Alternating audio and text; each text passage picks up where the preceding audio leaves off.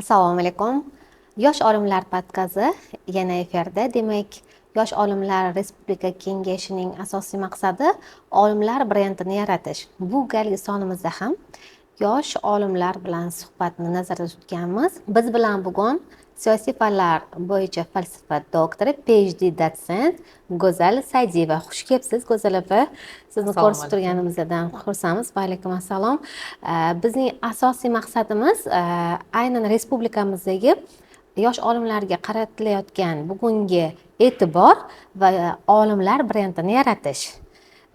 Va mamnuniyat bilan aytmoqchimanki, bugun jamiyatimizda siyosatshunoslar juda ham ko'p, lekin ular orasida siyosatshunos ayollarimiz juda ham kam.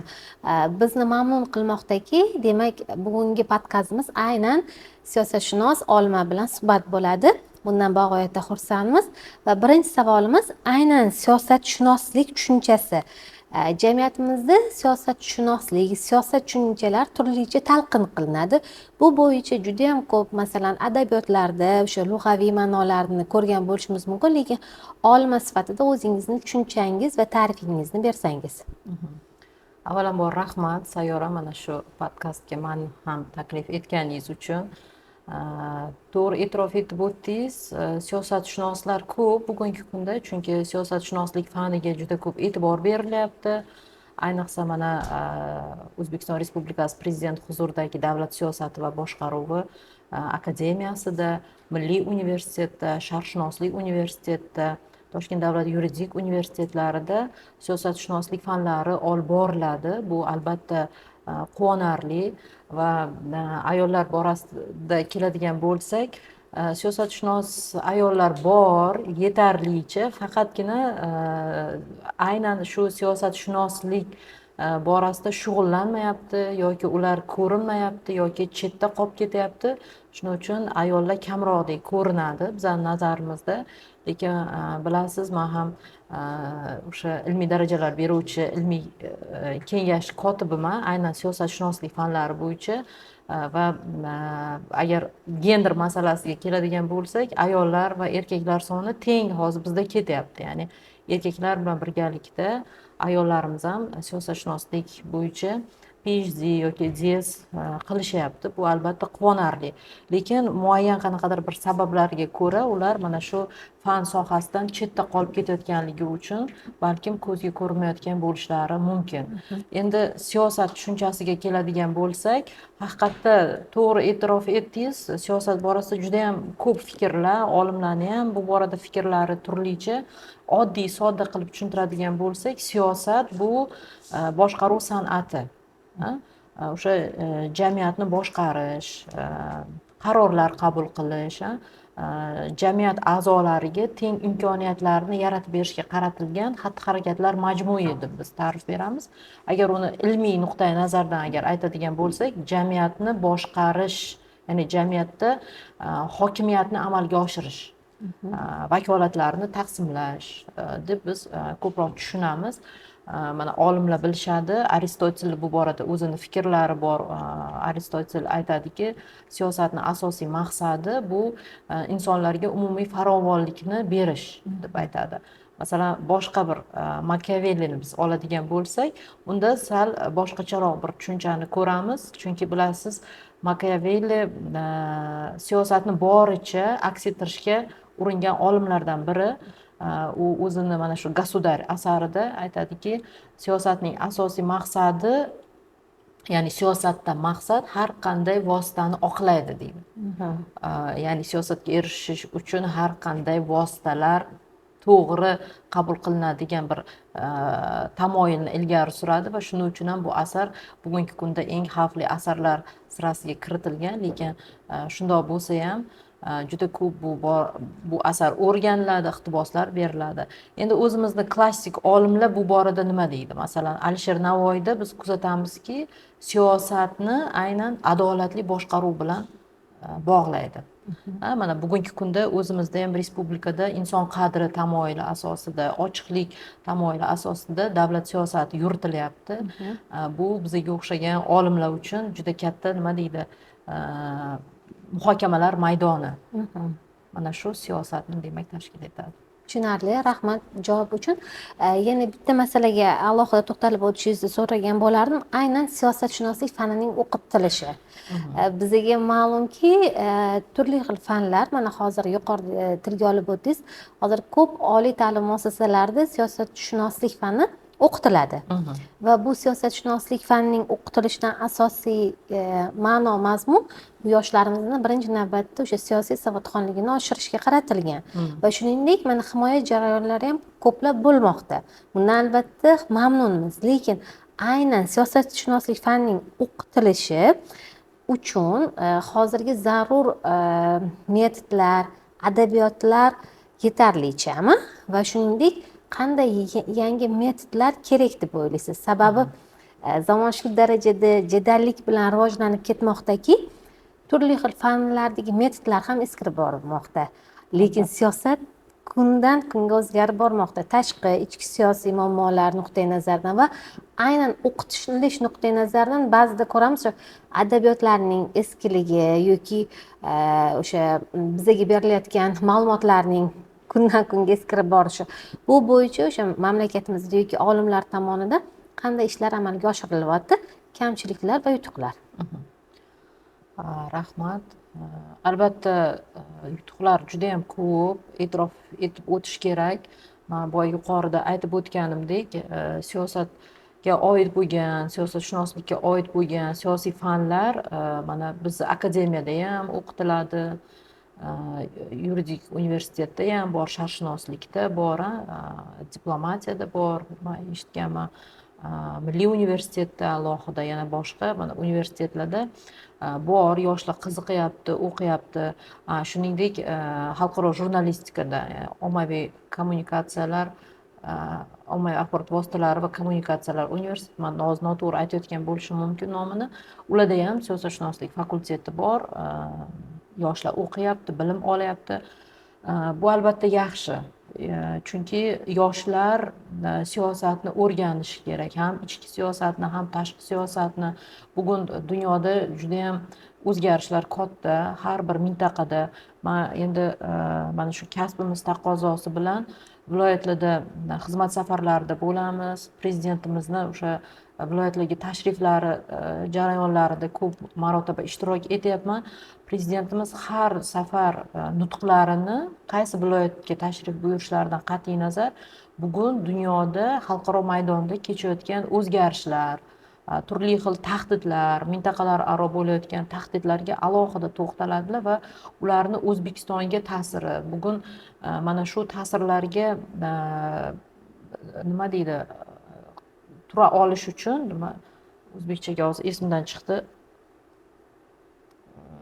qarshi tura olish uchun qanaqa ishlarni amalga oshirishimiz kerak, nimaga tayanishimiz kerak degan bir nechta o'sha kerakli savollarga javob berib o'tadi. Ya'ni ichki imkoniyatlarimizga biz suyanishimiz kerak deb ko'p marotaba ta'kidladilar. Demak, ichki imkoniyatlarimiz bu kimlar? Biz yoshlarimiz. Agar biz ularga mana shu siyosiy fanlarni to'g'ri o'rgatib, siyosatni, amaliy siyosatni tahlil qilishni o'rgatadigan bo'lsak, demak bizda ham bu fan sohasi juda ham rivojlanadi.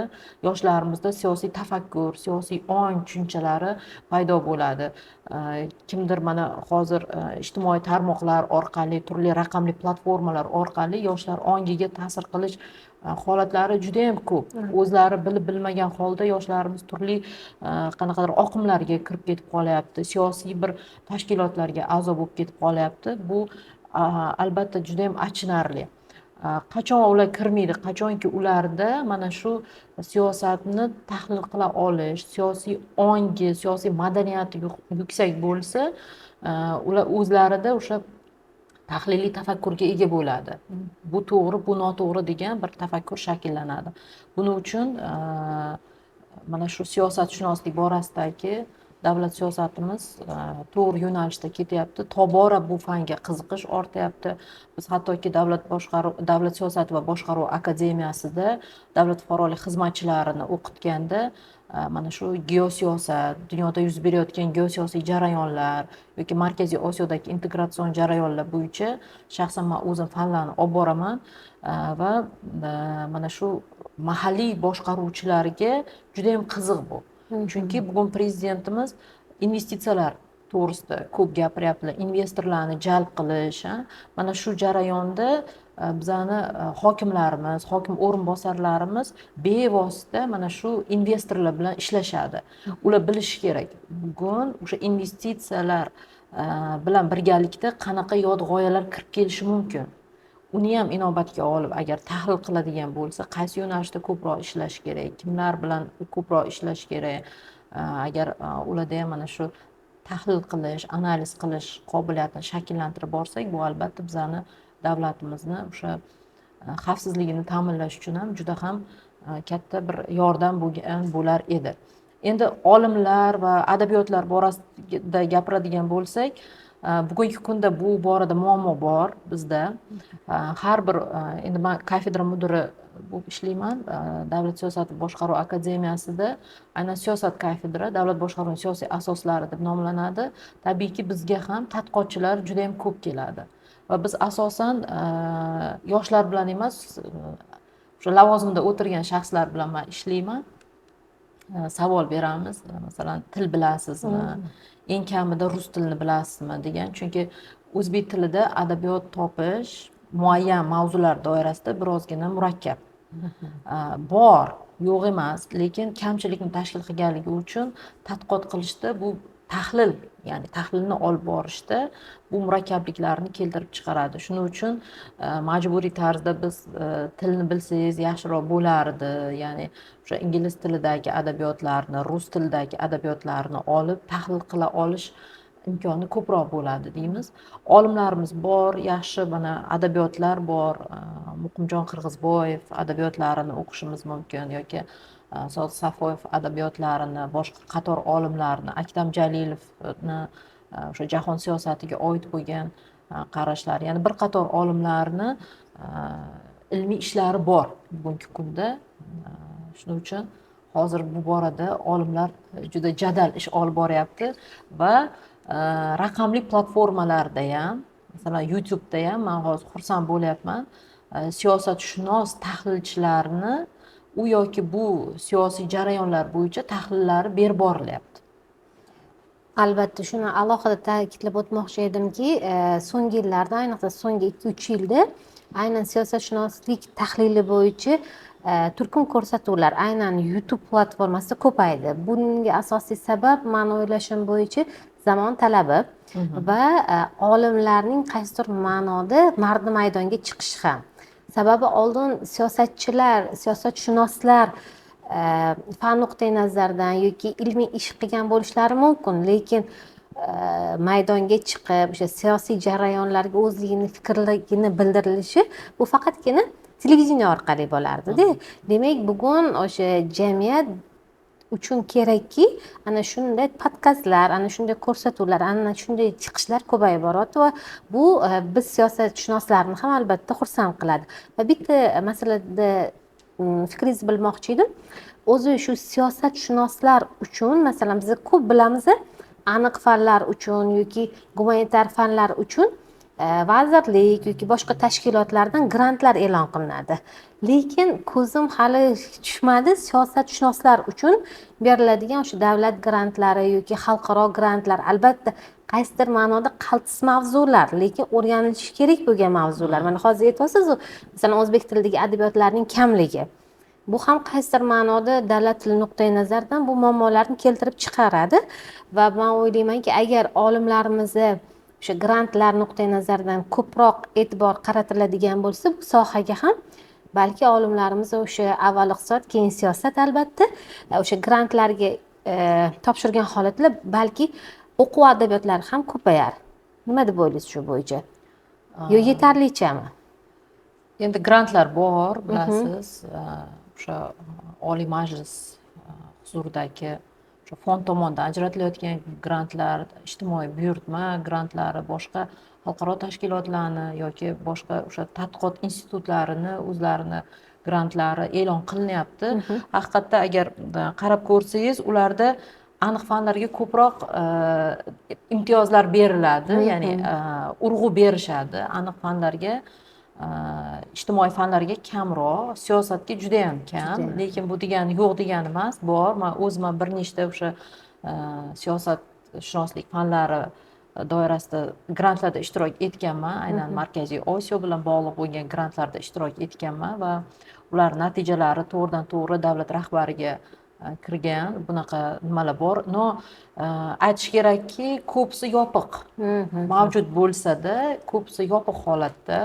Chunki o'zingiz aytdingiz, siyosat nozik masala, ehtiyot bo'ladigan ba'zi bir jihatlarimiz bor. Endi bu strategiya bilan bog'liq, davlatni o'sha tashqi siyosiy faoliyati bilan bog'liq masalalar bo'lganligi uchun bunaqa grantlar ko'pchiligi yopiq holatda bo'lishi mumkin. Lekin yaxshi bo'lardi haqiqatda yosh olimlar uchun o'sha siyosatshunoslikka kirish nuqtai nazaridan ochiq loyihalarni e'lon qilishsa, masalan, yosh siyosatshunoslar tarkibini shakllantirish uchun ayol siyosatshunoslar yoki siyosatshunos qizlar degan qanaqadir bir mana shu yo'nalishlarda ochiq loyihalar e'lon qilinsa, albatta bu juda ham foydali. Men yuqorida yana bir jihatga esimdan chiqibdi aytib o'tish savolingizga, o'sha metodlar borasida, siyosatshunoslik fanlarini o'qitishdagi metodlar. Endi pedagog sifatida men aytishim mumkinki, juda ko'p metodlar bor, zamonaviy metodlar o'sha fanlarni o'qitish borasida. Keyslardan biz foydalanamiz. Yana shunaqa bir zamonaviy metodlar borki, simulyatsiyalar.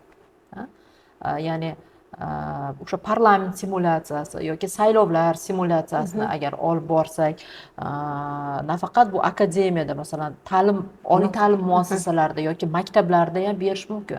Masalan, bilamiz, Amerika maktablarida shunaqa narsa bor, maktab prezidenti degan. Bola saylanadi prezidentlikka. Maqom bu ham. Nimaga? Ularda siyosiy bilimlarni yoki siyosiy ongni shakllantirish uchun qilinadi bu narsalar. Haqiqatda saylov e'lon qilinadi, o'sha bir nechta bolalar o'zi nomzodini qo'yadi, o'sha nomzod o'tishi uchun kurash ketadi, xuddi o'sha Amerika prezidentligiga qo'yilayotgan nomzodlardek harakat qilishadi. Bular simulyatsiyalar aslida. Endi bizda yoshlar parlamenti bor. Buni ham bir o'sha simulyatsiyani bir ko'rinishi deb aytishimiz mumkin. Shu narsalarni dars jarayonlariga jalb qilish mumkin. Juda ham oson. Biz akademiyada buni doimiy ravishda o'tkazamiz va natija juda ham yaxshi. Masalan, OON xavfsizlik kengashini biz bir necha marotaba simulyatsiya qilganmiz. Mahalliy kengashlarimizni, bular hammasi siyosiy masalalar. Saylov jarayonlarini yoki saylovdagi targ'ibot jarayonlarini biz simulyatsiyalar qilib ko'rganmiz va bu juda ham yaxshi natija beradi. O'ylaymanki, oliy ta'lim muassasalarida ham mana shu siyosatshunoslik fanlarini o'qitishda bunaqa simulyatsiyalardan foydalanilsa, juda ham to'g'ri bo'ladi. Keyslar, masalan, yoki platformalarda yoshlarning o'zini fikri yoki ijtimoiy so'rovnomalar ham juda ham yaxshi bu metod hisoblanadi. Men hozirgi kunda kam duch kelyapman qanaqadir bir siyosiy so'rovnomalarga. Juda ham kam. Bor, ijtimoiy, psixologik so'rovnomalar bor. Yoki mablag' bilan bog'liq bo'lgan nimalar bor, yoki podkastlar ham xuddi shunaqa. Psixologik podkastlar, inson o'zini self management deymiz biz, o'zini ustida ishlash borasida juda ko'p podkastlarimiz bor. Moliyaviy savodxonlikni oshirish bo'yicha podkastlarimiz bor, lekin siyosat bo'yicha kam. Balkim uni xohlayotgan auditoriya kamlik qilayotgandir. Balkim uni tushunadigan auditoriya kamlik qilayotgandir. Buni endi sabablari, bir nechta sabablari mavjud. Men shu sabablardan biri sifatida shuni ko'rsatgan bo'lardim. Mana siyosatshunos olimi sifatida shuni ayta olishim mumkinki, mana dars beramiz pedagogik jarayonlarga ko'p kirganimizda ham ko'p holatlarda bu albatta achinarli holat bo'lishi mumkin, lekin yoshlar o'rtasida siyosatga aralashuvga biroz qo'rquv ham mavjud. Siyosatga aynan aralash o'zi aslida bu nimadan kelib chiqadi qo'rquv? Bu yerda bilim yo'qligidan. Biz qaysi psixologlarni misol uchun sohasiga qiziqishimiz mumkin, tibbiyot xodimlarini qachon qiziqamiz? Agar shu fan yo'nalish bo'yicha ma'lum ko'nikmamiz, bilimimiz bo'lsa, qiziqish bildiramiz. Lekin aynan hozir 2025-yilga kelib nazarimda davlatimizda o'sha yashayotgan har bitta fuqaro aynan nafaqat ijtimoiy holatga daxldorlik hissi bilan, balki aynan siyosiy jarayonlarga ham daxldorlik hissi bilan yashashi lozim. Ana o'shanda siyosat rivojlanadi. Ana o'shanda nafaqat ichki siyosat, balki tashqi siyosatga ham o'zimizni bildiradigan fikrimiz bo'ladi. Siyosiy bilimlar kamligi nuqtai nazaridan balki yoshlarimizni bu holatlarda kamroq ishtirok etishyapti nazarimda. Va bir narsani aytib o'tmoqchi edim. Bizni ko'p holatlarda hozir yuqorida o'sha darsliklar, kitoblar haqida fikr bildirdingiz. Ayniqsa g'arb olimlari, g'arb arboblari, mutafakkirlari, davlat rahbarlarini siyosat yuritishi bo'yicha kitoblari juda ham ko'p. Buni hattoki ko'rsak, har bitta o'sha yashagan davri nuqtai nazaridan yoki hukmronlik nuqtai nazaridan 4 jildli, 10 jildli asarlari mavjud. Albatta bizning mustaqilligimiz hali kichik yoshda deb qaraydigan bo'lsak ham, lekin olimlar shu darajada siyosatchi sifatida siyosiy jarayonlarga ishtirok etishadi va hattoki davlat amaldorlari ham o'sha yashagan davrida o'zini kitoblariga ega. Mana bugun biz o'shani siyosat nuqtai nazaridan o'rganmoqdamiz. Nima uchun mamlakatimizda shunga qiziqish yo'q? Men hayron qolaman. Mana ko'p asarlarni o'qiydigan bo'lsa, aynan hukumat amaldorlari yozgan asarlar, davlat rahbarlari va bu butun dunyoda aniq faktlar bilan qo'rqmagan holatda raqamlashtirilgan, o'rganiladi va biz qaysidir ma'noda o'sha davlatni nafaqat siyosatini, tarixini, har bitta yo'nalishini o'rganamiz. Balki bizda bu hali reklamaga chiqmadimi yoki insonlar ommalashtira olmayaptimi yoki ana o'shanday asarlar yo'qmi? Mana bizda badiiy asarlar ko'p yaratilyapti, psixologik asarlar yoki detektiv. Bu juda ham yaxshi kitob nuqtai nazaridan, lekin ilmiy faoliyat bilan bog'liq bo'lgan davlat amaldorlarining va o'sha hukumat rahbarlarining, masalan, men xohlagan bo'lardim, u faqat tadbirkorlik nuqtai nazaridan emas, o'sha ma'lum jarayondagi siyosiy jarayonlarga ham agar o'zligini fikrligini bildirishadigan bo'lsa, bu ertaga davrlar o'tib 50 yildan keyin, bir asrdan keyin bu avlodlar uchun ham kattagina xazina bo'lib xizmat qiladi. Shu nuqtai nazardan sizni fikringizni bilmoqchi edim. Aynan g'arb siyosatshunoslari bilan sharqda ham masalan ko'p bo'lishi mumkin, sharq mamlakatlarida, lekin aynan O'zbekistonda shunga oid bo'lgan asarlar nega kam va to'sqinlik nimadan iborat yoki hali ham bizda qo'rquv bormi? Nima deb o'ylaysiz? Qanaqadir bir to'sqinlik bor deb o'ylamayman.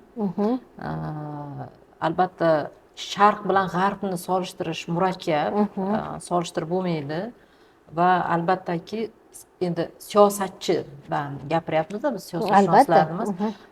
G'arb siyosatchilari bilan bizni siyosatchilar o'rtasida biroz farq ham bor. Endi haqiqatda davlatimiz mustaqil bo'lganiga ko'p bo'lgani yo'q. 30 yildan oshiq davr bu ko'p emas tarix uchun. Lekin qilinayotgan ishlar albatta salmoqli, ularni yozib ko'rsatish ham juda ham muhim. Bugun O'zbekiston tajribasini Amerika ham qo'llayapti, Yevropa ham qo'llayapti. Ya'ni aytmoqchimanki, yozib qoldirishga arzigulik ishlarimiz, tajribalarimiz bu borada juda ham bor, ya'ni ko'p. Qachondir bizni ham xuddi Singapurni biz qanday hozir o'rgansak, Osiyo yo'lbarsi sifatida bizni ham o'sha taraqqiyot tajribamizni o'rganishadi. Endi agar 50 yildan oshsa balkim bu narsa amalga oshishi mumkin. Endi nimaga bunaqa endi avtobiografikka o'xshaganda, to'g'rimi? Avtobiografik asarlar balkim hali o'sha asar yozadigan darajada tafakkur qila olmayotgandir. Bizani o'sha vazirlarimiz ham yoki boshqa vazir o'rinbosarlar ham yoki boshqa rahbarlar ham. Lekin mana ikkita prezidentimizni oladigan bo'lsak, asarlari yetarli. Prezidentimizning oxirgi mana shu chiqqan asar olib o'qisangiz ham siyosatshunoslar uchun juda ham ko'p olish kerak bo'lgan, aynan davlat rahbarining nuqtai nazari bilan yozilgan fikrlarni juda ham ko'p uchratdim. Hattoki o'zim tadqiqotlarimda ham bundan foydalandim. Chunki bir davlat rahbari sifatida bugun shunaqa geosiyosiy o'zgarishlar zamonida davlatni barqaror boshqarish va tinchlikni saqlab qolish borasidagi fikrlar juda ham muhim. Va boshqa siyosatchilar ham mana shu asardan kelib chiqib o'zlarini masalan qarashlarini, nuqtai nazarlarini agar bayon etishsa albatta yaxshi bo'lar edi. Bu borada qanaqadir bir to'siqlarni man ko'rmayapman. Tushunarli. Mana hozir yuqorida aytib o'tdingiz, aynan yoshlar bilan ham ko'p holatda muloqotdasiz, ko'p safarlarga borasiz va yoshlarning siyosat borasidagi qarashlari qanday? Bugungi kun kayfiyati va ishtiroki. Yoshlarimiz bugun O'zbekiston yoshlari juda ham nima deydi, shijoatli, faol yoshlar, bilimli, o'zini fikriga ega bo'lgan yoshlar siyosatga qiziqyapti. Men o'sha podkastlarni yoki YouTube'dagi siyosatshunoslik bilan bog'liq qanaqadir tahlillarni yoki dunyo siyosati bilan bog'liq tahlillarni ko'rsam, kommentariylarni ham o'qib chiqaman. Yoki boshqa ijtimoiy tarmoqlarda ko'pchiligi yoshlar fikr bildiradi va bu quvontiradiki meni. Demak, yoshlar bugun dunyoda bo'layotgan voqealarga yoki o'sha mamlakatimizda bo'layotgan voqea hodisalarga befarq emas va ularni mana shu tahliliy tafakkuri shakllanib kelyapti. Lekin yana bitta narsa borki, Sayyora siyosatga aralashma degan bir tushuncha ham borda. Yoshi kattaroq insonlarimiz endi oldin bilasiz siyosatshunoslikka biroz taqiqlab qo'yilgan zamonlar ham bo'ldi. Endi hozir mana siyosiy fanlarga juda ham katta imkoniyatlar berilyapti. Ochdik biz bu fanlarni.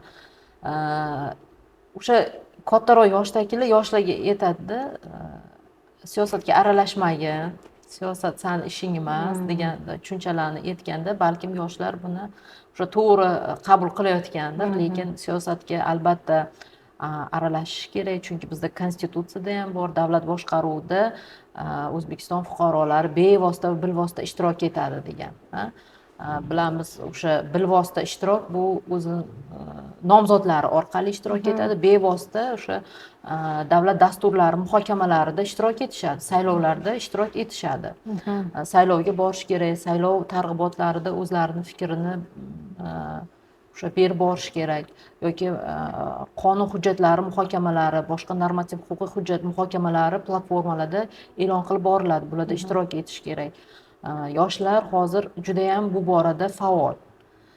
Mana El-yurt jamg'armasi yoshlar bilan ko'p biz duch kelamiz. O'sha jamg'arma orqali chet elda o'qishni istayotgan yoshlar bilan muloqot qilganimizda ularning fikrlarini eshitib men hayron qolaman.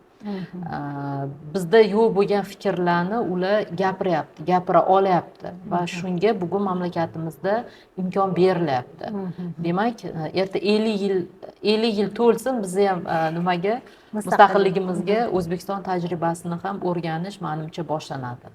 Albatta, hozirdanoq o'sha boshlangan. Albatta bizni xursand qiladi, sababi mana ko'radigan bo'lsak, 10 yilga, 15 yilga yoki 20 yilga oldingi saylovlarda ham nomzodlar yosh kategoriyasi bo'yicha ancha katta insonlarni tashkil qilardi. Lekin mana bugun davlat siyosati shu darajada rivojlanib kelmoqda. Bu albatta o'sha o'rta yosh va yosh umuman kategoriyasiga yana bir imkoniyat tug'diryaptiki, aynan daxldorlik hissi bilan birgalikda o'sha yoshlarning siyosiy jarayonlariga nafaqat chetdan kuzatuvchi, balki ichiga kirib ishtirok etishi uchun kattagina zamin yaratib bera olyapti va bu qaysidir ma'noda o'sha yosh kategoriyasi bo'yicha ham nomzodlarning ko'payishiga va jamiyatimizda to'g'ri ularda hali tajriba bo'lmasligi mumkin, lekin har bitta masalaga o'sha odilona yoki ishtiyoq bilan munosabat bildirish bu yoshlikka xos. Shijoat baribir yoshlarga xos va shaxsan o'zimni ham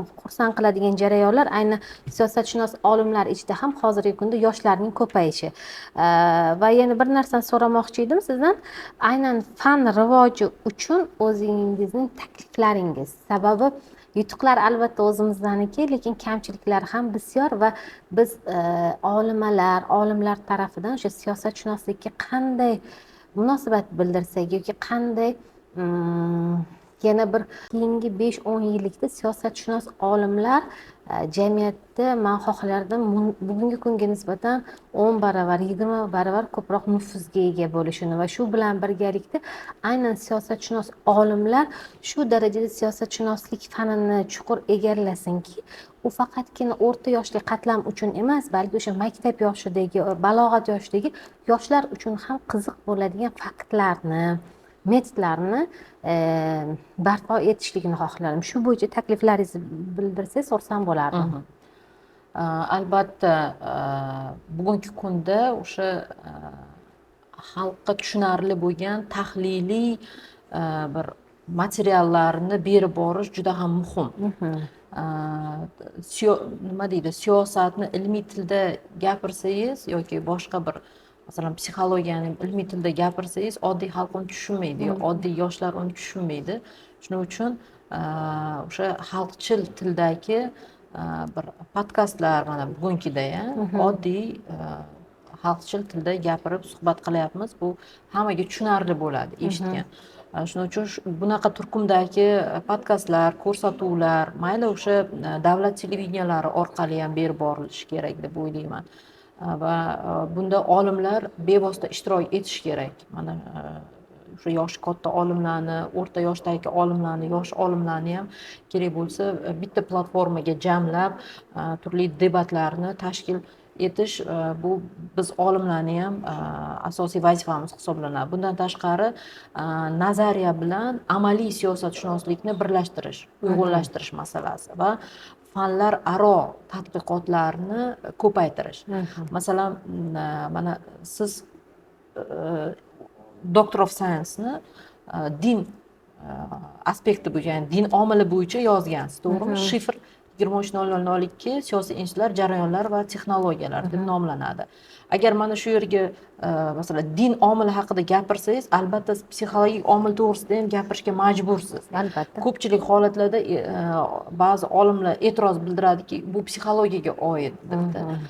Qanaqa qilib siz siyosatni gapirganda, masalan, axloqiy nuqtai nazarni, psixologik nuqtai nazar yoki iqtisodiy omil to'g'risida qanaqa qilib gapirmaysiz? Shuning uchun buni iqtisodda o'rganilishi kerak degan e'tirozlardan biz yiroq bo'lishimiz kerak. Masalan, siyosiy psixologiya, siyosiy iqtisod degan yoki iqtisodiy siyosat degan tushunchalarga biz ko'proq yo'l ochib berishimiz kerak. Ya'ni fanlar aro tadqiqotlarni salmog'ini ko'paytirishimiz kerak.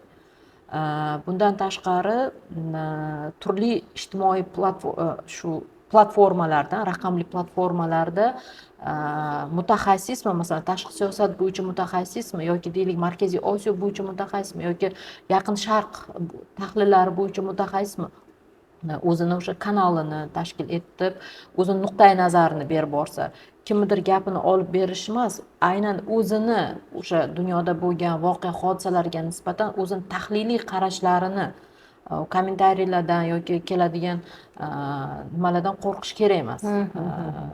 Hamma har xil baribir ijobiy, salbiy fikrlar bildiradi-da. Endi olim sifatida sizni tahlilingiz boshqa bo'lishi mumkin, xalqni masalan tahlili boshqacha bo'lishi mumkin, lekin undan qo'rqmasdan o'zimiz tahlillarimizni berib borishimiz kerak.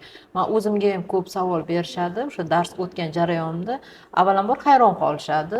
Ayol kishi siyosat to'g'risida gapirayotganda, tashqi siyosat, xalqaro munosabatlar ko'proq aytishadiki, bu erkaklarga xos bo'lgan fan, qanaqa ayol kishi o'tyapti degan menga juda ko'p shunaqa nimalar, fikrlar bildiriladi.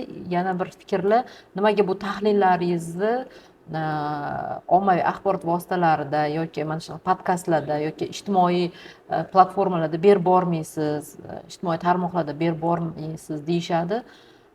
Bu vaqt bilan bog'liq. Ayollarga biroz qiyin, bilasiz.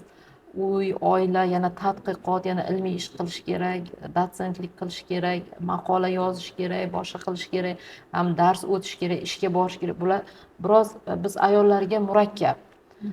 Shuning uchun biz ozgina o'sha ommaviy axborot vositalaridan balkim sal uzoqroqda qolayotgan bo'lishimiz mumkin, lekin o'zimda ham shunaqa fikrim bor. Ayollar uchun aynan siyosiy bir platformani hozir o'sha loyihani ustida ishlayapman. Juda ko'p nima ishlarni hozir o'zim uchun amalga oshirdim. Yaqin kunlarda aynan siyosatchi ayollar uchun yangi bir platformamni Xudo xohlasa mana shu yuzaga chiqaraman deb umid qilib turibman. Xuddi shunaqa olimlar o'zini qarashlarini, man bir qozog'istonlik siyosatshunos olim kuzataman. Har kuni bir o'zini podkastini qo'yib boradi. Juda chiroyli tahlillar asosida, raqamlar asosida berib boradi va men uni eshitaman. Boshqa o'sha chet el olimlari bilan solishtirib ko'raman. Demak, bizda ham o'zbek olimlari shunaqa berib borishsa, menimcha uni auditoriyasi ham kengayib boradi. Uni eshituvchilar, uni xohlovchilar auditoriya soni ko'payib boradi deb o'ylayman.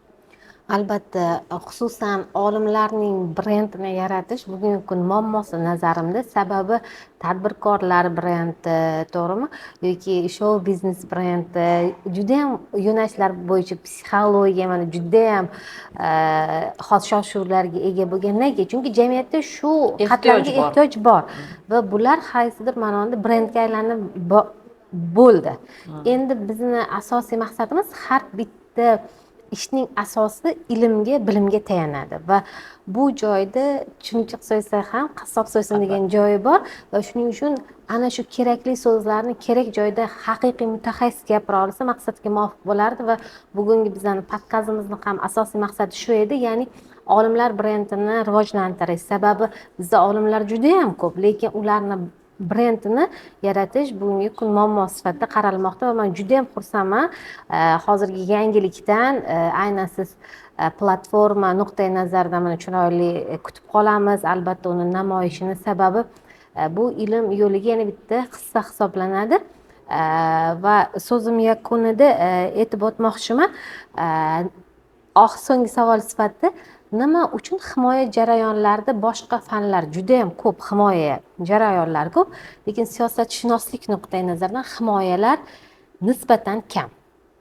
Bunga sabab nimada? E'lonlarni kuzatasiz? Albatta, har kuni mana e'lonlarni ko'ramiz. Fanlar nuqtai nazaridan juda ham ko'p, juda ham ko'p. Shuncha olima deyman-da, lekin aynan siyosatshunoslik fanlari nuqtai nazaridan juda ham kam. Hattoki oylab, yillar kutadigan holatlarimiz ham bo'ladi. Bunga asosiy sabab nimaga?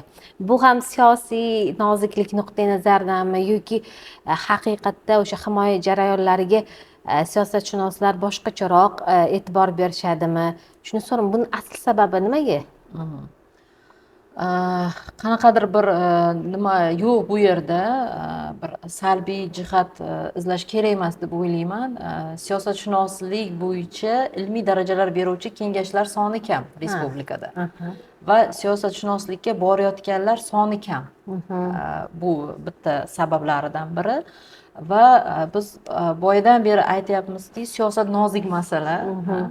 Siyosatga kirishdi, siyosat to'g'risida gapirishni xohlovchilar soni kam bo'lsa, o'sha chiqayotgan ishlarda qanaqadir bir siyosiy xatoliklar ketib qolmasligi nuqtai nazaridan. Chunki eng ko'p himoyalar bo'ladigan shifr bu siyosiy institutlar, jarayonlar va texnologiyalar. Siyosiy institutlar bu o'sha mamlakatimizda faoliyat olib borayotgan organlar, davlat organlari, ularning faoliyati bilan bog'liq bo'lgandan keyin qanaqadir bir siyosiy xatoliklar ketib qolmasligi nuqtai nazaridan siyosat yo'nalishidagi ishlar ko'p tekshiriladi, ko'p o'rganiladi. Bu jarayon ozroq vaqtni olganligi uchun himoyalar kamroq bizga ko'zimizga tashlanyapti. Men o'zim ham endi yuqorida aytdim, ilmiy kotibman siyosat bo'yicha.